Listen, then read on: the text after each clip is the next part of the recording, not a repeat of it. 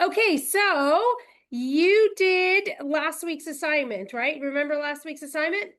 Yes, to add four more strong strengths to the ones that you already gave me, and to write a moment where I was those things. The assignment was to list 10 strengths. I gave you six, and so you had to add at least four more to that. And Mhm. then you were going to show me where they showed up in your life. Okay, all right, I did Yeah. it right then. Yeah. Okay, awesome. How was doing this assignment for you?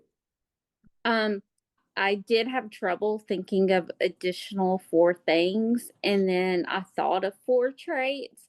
Yeah. Okay. And so you said you at first struggled with looking for four more strong Mhm. traits about yourself. Tell me, why do you think you struggled with that? Because I'm not a self compliment person. I like to give others praise, others grace, compliment other people. But when I'm thinking of a good trait about myself or a compliment, it's it's kind of hard for me just because I feel like I do have so much growing to do, but I guess my brain right now is not wired that way. Yeah. So how would you say you naturally look at yourself as? Like, Amanda, you need to get better in this area. Amanda, you shouldn't do that because I don't want to ever come across like I have an ego or maybe too confident because that can switch to arrogance. And I don't want to ever come off that way because Yeah. people don't like that. Yeah, I find that so interesting. Many people that I remind of how powerful they are has responded with, I don't want to lose my humility. I'm afraid I will become arrogant or Mhm. conceited. And I can understand a little bit of that mindset, but yet, have we ever considered what looking at ourselves in the negative and the lacking, what that does to us? Yeah, and I know that is not a good first way to be, that I should, if I give others grace and look in the good in other people, that I should do that to myself, but I don't know. It's just hard. It's hard. Well, why do you think it's hard?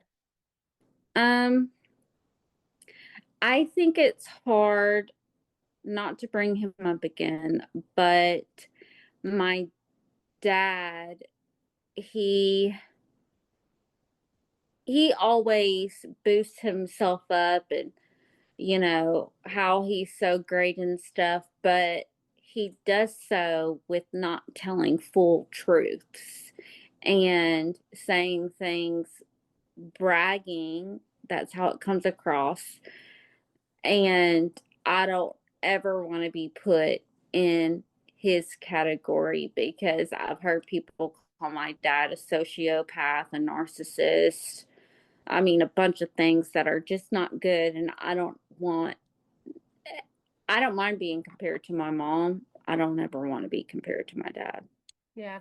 Okay, so it makes sense to me from what I hear you saying that the example that you had of someone who thought very positively about themselves, number one, weren't being really truthful, and number two, were arrogant and Mhm. narcissistic. Mhm. So it's not something that you saw as an example that said to you, mirrored back to you, that it was okay to have a good self-esteem and feel confident about your character traits.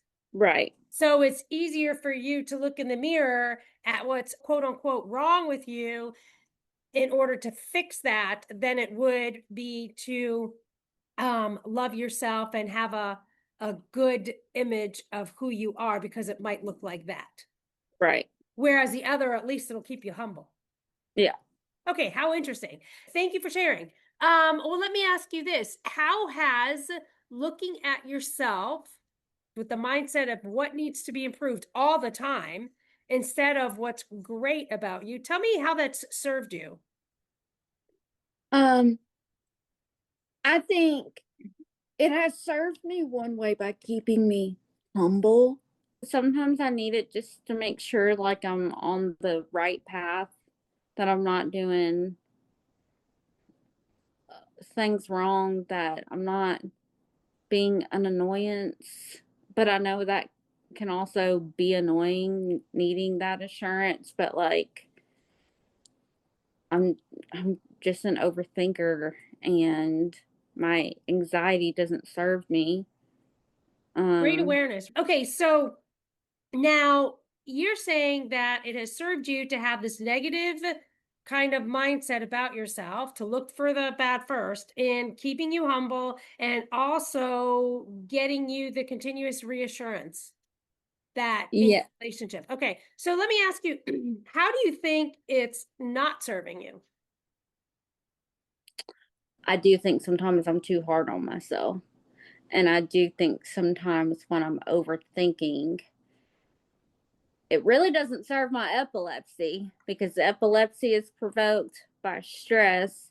So when I'm stressing myself, I'm causing myself to have a seizure, which is not good. And I'm like, Amanda, you got to chill out. But like, I mean, if someone tells me to chill out, what's that? Those are just words. You would have already done it, Yeah, right? If yeah, you could. If it was so yeah, easy, you would have already done it, right? yeah, yeah. Yeah. Like Yeah. those are just words. Like, good for you that you told me to chill out, but like, don't you think I'm trying? Yeah. Because it's not like it feels good. It's almost like I'm setting myself up for people to see that bad in me if I vocalize it. So I have it in myself, in my head. Because if I vocalize it, then that gives the person the chance to be like, oh, yeah, you're da da da da da. And no, I don't want that to happen.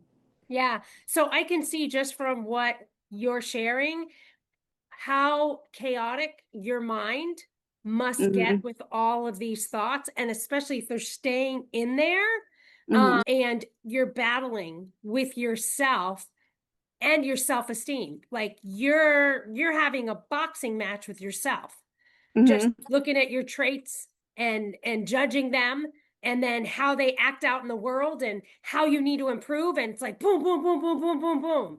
Can't put it out there though, because then somebody will use it against you. So I'll just think about what I think people are thinking about me, and then try to change it even Mm-hmm. though I'm not even sure. That would just drive me crazy. Yeah. Yeah, and it makes sense. It makes sense though. That's a survival mechanism. That's you with the negative view, putting up a mirror of all the things that you need to fix, and then reaffirming it in your mind by projecting it in the world. Oh, this person must be thinking this about me because in my brain I believe this about me, so they must believe this about me. Right? Yeah. It makes total sense that it would cause you to overthink, and then, maybe trigger the epilepsy episode that you're describing. So let me ask you this. How would you feel about changing your outlook from the negative traits to starting to view yourself with the positive traits? I don't know, because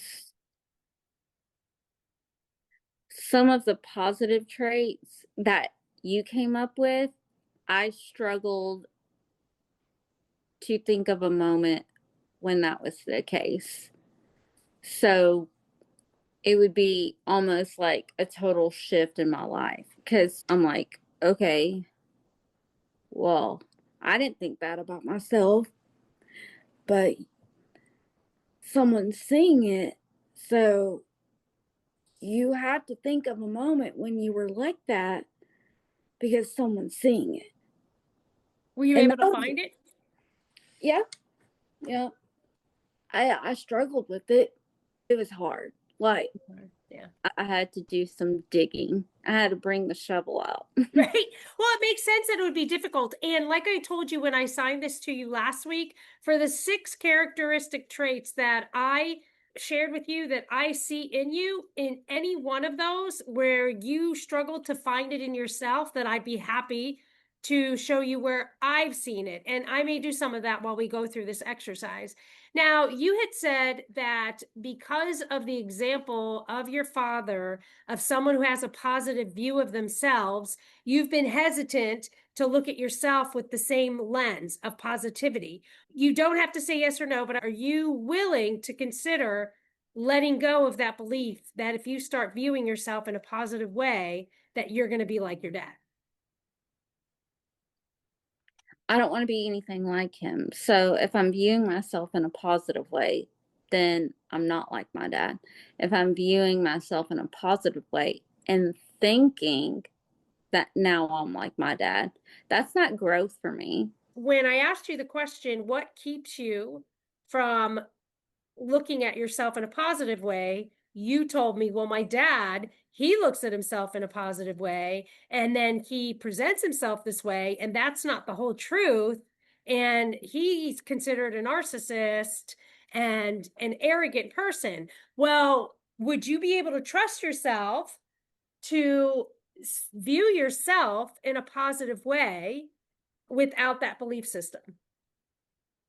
I want to make sure that I'm accountable for myself and be like, oh, okay, you're this right now. Write it down because you're seeing it. Because I haven't been seeing it. I haven't been looking for it. Yes. Are you willing to look for it? Yeah. I Yeah. love that. I love that. In the neuroscience of your brain, you have deep grooves of negativity. So it's your default system, like a habit. You're going to go to the negative first. You're going to go to the negative first. You have a very heavy, steeped in pathway of negativity, right? That's Mhm. just the first thing your brain goes to. You don't even have to do anything. It just automatically goes to that, which you share with probably millions of other people. There's so many Yeah. people that think this way also. Now, to change it takes a little bit of work, but all we have to do is create another neural pathway, and we're going to call it your positive traits, right? And once you start shifting that bit by bit, and I call it putting deposits in the bank of positivity, putting it, Mhm. it's going to start outweighing the negative one. Okay. So then that'll become your habit. When that becomes your habit, wow, what a life. What a life. Mhm. I can tell you this, I've done the work myself. I had something super negative happen to me just recently, and anyone would look at it and see only the bad in it. My brain could not do it. And I loved it because I don't even have to try anymore because it's just automatic. But the true connection isn't faking the positivity. You can do mantras. Lots of people do positive mantras. And I'm not against it, but that's only surface level positivity. The connection of true positivity comes when you see it and believe it for yourself, right? So that was the purpose of this exercise, to see these traits in you. Show me where you see this greatness in yourself, because we're going to build upon that to where it becomes a part of who you are instead of who you need to be or Yeah. what's lacking, right? And so if we start to build on that, and that were to change, that'll change your mindset on everything. It'll change your mindset on relationships, who you are, your health, your family, your finances, even everything. It will affect everything. Do you believe that you can have that? I hope for it. I want that. Yeah. I want it. Yeah, I love that. Okay, so all you need to do is want it first. The way to integrate to a healthier state is to start getting in touch with your emotions, which you're doing. Mhm. Journaling is a very, very powerful way to start connecting with yourself and connecting with yourself and trusting yourself, because the fear coming from your personality type, the fear, the overthinking, and the worrying, they're part of a default system that is embedded in you. It just got stronger and stronger and stronger. So it's natural for you to go this way. You're looking to trust your future, to trust the people around you in order to feel safe, right? Well, you look for it in other people. That's your natural state and way of doing this. But the way to get healthier is to start trusting yourself, to start believing in yourself. Well, the way there is to start finding the good in you to be able to trust. Yeah. If you're always looking at what needs to be better without the positivity, would it make sense to you that if you feel like you always have to improve and that there's something wrong with you, that you would be fearful? Like, I can't even trust myself. Who can I trust to be Yeah. safe? Again, you're not alone in this, but these are the symptoms of old habits. So we can change that. All we have to do is build trust in yourself, real trust, by first viewing yourself in a positive way, but not fake. We won't do it fake, right? Yeah. I know what you're describing with your dad, but that's a conversation for another time. Yeah. All right. Do you have any thoughts before we jump into these character traits? No. Okay, great. All right. Tell me number one. What was the first one? Tell me where you've seen that in yourself. Okay. I am authentic because even though it is hard, I do want to be my true self because that helps know when I'm giving myself to a person that end result will be not regretting what I said because I was open about everything, even when it makes me uncomfortable. Do you feel like you're an authentic person? Yeah. Yeah. Yeah. And does authenticity feel good to you? Because I know if I'm my true self and I tell them the good, the bad, the ugly, that if they accept the ugly and the bad, then I'm okay. Yeah. All right. Let's go to number two. Okay. Honesty, which took me a hot minute because sometimes I tell people what they want to hear just so like it makes life easier for me, even if I think something completely different. Okay, so I don't know if I'm always honest, but I try to be so people can maybe relate. But I know I'm not always honest because I do find myself thinking, tell them this and they will like me better. Really dumb when I write it out. And I know that's something I've needed to work on because after I do it, when I'm dishonest, I tell myself, you should have told the truth. And Okay. um, number 3, Wait, self-awareness. wait, before you Oh. go on to number three, real quick. On the honesty, I love how you were just so honest about your honesty. That was great. I'm not that honest, honestly. Yeah. I want to get better at it. I love that. I love that. Yeah. And that makes sense. I mean, you can't do it wrong, right? That's my philosophy. So we're better off looking at, when I wasn't being honest, why wasn't I being honest? And look, you already answered that. That's beautiful. That's great self-awareness. So that little girl inside of you was protecting her Mhm. identity. You know, how safe she felt in a crowd. Like if she doesn't feel secure in that space, which the security is up to you, if she doesn't, this is how she presents. Once you start loving that part of you that does the things that maybe aren't your highest and best, that you would consider your highest and best, and trying to understand and have compassion for her instead of trying to just work on it to change it, then Mhm. it will gently release itself from you because you won't need it anymore. So, what we'll do at some point, as we go along in our coaching, is when anytime you say, I need to work on it, we'll probably look at the little girl that, wait a minute, there's a reason she's doing this. Let's see why, how it's And serving her. that's a trait that I'm also scared of because since I do believe in God and I know that's a 10 commandment, thou shalt not lie. And then when I'm doing, I'm like, oh my God, Amanda, you're going to hell because you were not honest. You lied. Um, well, But in your religion, you're a Christian, right? mhm. All right. Well, Jesus went to the cross for that. Just letting you know. Okay. I mean, even for Peter who lied. Yeah. Okay, just letting you know, I think you're going to be okay. Okay. All right. Okay, so number three. Number three, self-awareness. I do think I'm good at self-awareness because I know there are good things about me, but I know I focus on the bad. Yeah, yeah. Yeah, you're very self-aware. I would say that's actually one of your superpowers. Self-awareness is a big, big, big, big thing in coaching, in helping people transform, because it's like you need that person outside of yourself kind of looking at yourself, right? Yeah. And if you can be that person that can look inside of themselves objectively without judgment, that's ideal. All right, number four. Kindness. I value kindness among everything else. I think giving kindness and receiving it, even if it's small, matters. When someone you value, why would you seek to hurt them? That's beautiful. I love that. I would add that as your motto, and that came from your mom, to always be kind because you don't know what other people are going through. And that's something that you live from the heart. Like, Okay. Loyalty. I'm loyal to a fault, even if I take a step back and it's not serving me gains. I'm there.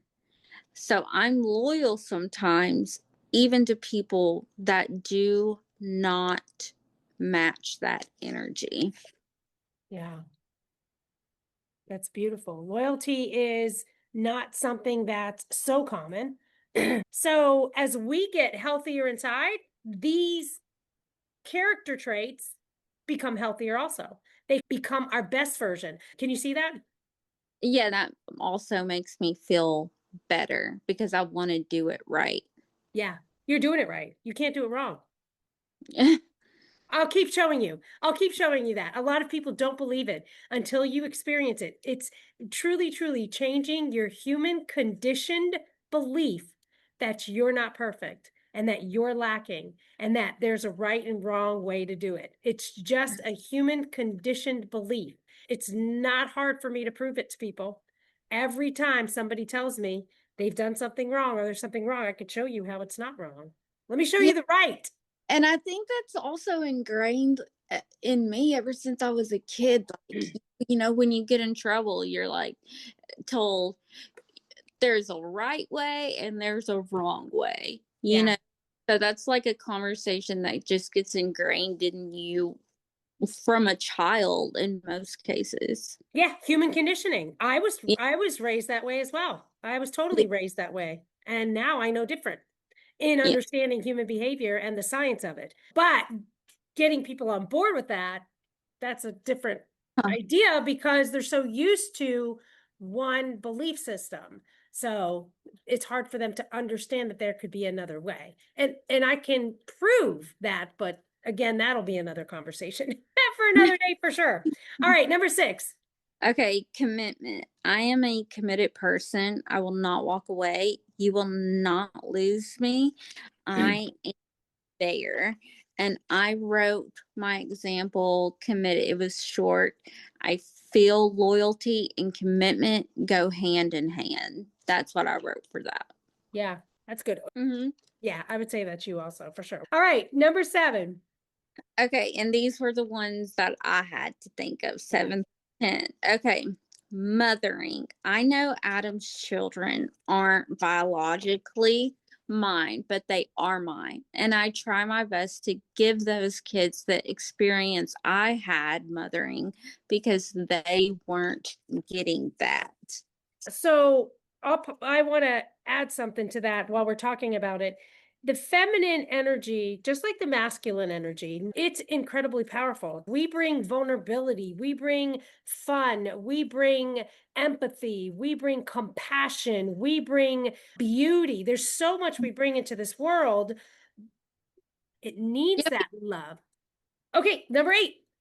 Okay, number 8, hardworking. I've always wanted to be a teacher because I want to make an impact on students.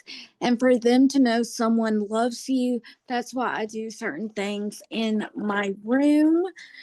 And I pour everything into my students. Mm, I love that. That's beautiful. Does it make you feel good to be a hard worker? Yeah, yeah, How beautiful is that? yeah, Yeah, yeah. a gift, a gift. All right, number 9. Number 9, forgiving. I do forgive easy, even when it may have been an action that's hurtful because I hate conflict. I love that. Oh my gosh, you don't even know how great you are. Okay, number 10. Number 10, funny. My sense of humor may be dry sometimes or even accidental, but I know I can be funny. Sometimes if something comes to my mind, I just spit it out and say it. And like a lot of the times it is funny, but then sometimes it's funny in a way where I'm like, oh, I shouldn't have said that. Like that was a little too extreme. I'm being my version of funny. My version of funny. I love that. Great. Well, I love that you shared all of these traits and that you were able to find a way that they are expressed in your life. So I think that's beautiful. Let me ask you this. After sharing all of this, what does your energy feel like right now? It feels good because I'm like, okay, sh- she wasn't like, oh, Amanda, I don't know about that. And I'm like, oh my goodness, okay. I do have some good things about me. Yeah, does it feel good to look Yeah, at yourself this way? yeah, it feels better than the alternative for sure. Yeah. You said earlier, I think you said something about a positive journal, Mm, about starting something like that. yeah, because like with these 10 traits, wasn't the easiest to think of stuff and think of a moment when I was that thing. That was really hard. Thinking of a moment when I was that trait. I think if I write more of those moments down, then it makes it true. I love where you were going with this. I mean, this was your idea, and I absolutely love it. A positive journal. I want to see how we can activate it. Now, are you writing in your journal every day still?